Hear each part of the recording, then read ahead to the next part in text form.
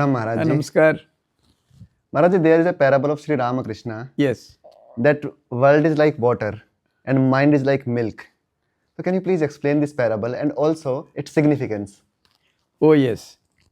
See, Sri Ramakrishna's parables are extremely meaningful.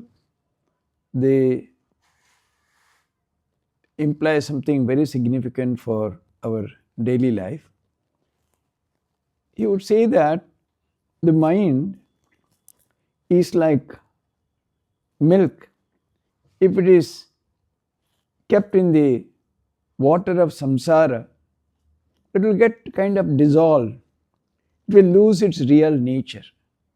So what is the ultimate real nature of human being is that we are that immortal bliss, Satchitananda Swarup, etc., etc. But the mind, although in its ultimate nature is of such supreme, extraordinary nature, still if it is kept in the water of samsara, it will get dissolved and lose its identity. It will become one with samsara. But then the same mind, if you treat it differently, if you go into solitude, do intense sadhana, then it acquires a different texture or nature. Just like if the milk, if it is kept in a place undisturbed and if it is converted into curd, and then if the curd is churned and then butter is extracted, and if that butter is kept in water, it will float, it will not get drowned, it will not lose its nature. Yes, Maharaj. So in the same way, he says the mind, if it is taken to a solitude, if it undergoes intense spiritual disciplines, then such a mind becomes a supreme kind of a mind.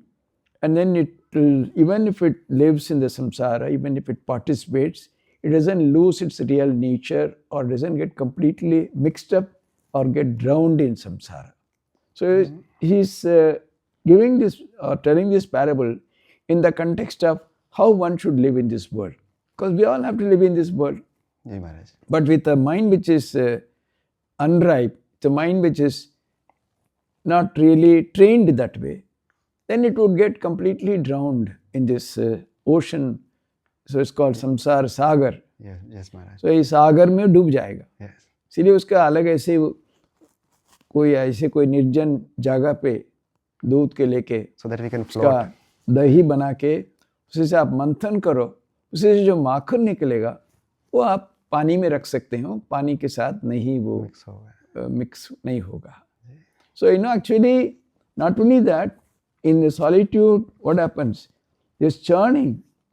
That means the best part of the mind, even in the mind when it's churned, it loses all that is unnecessary, and the essence, the real inner strength, the real quality of the mind comes up. That's also embedded in this example.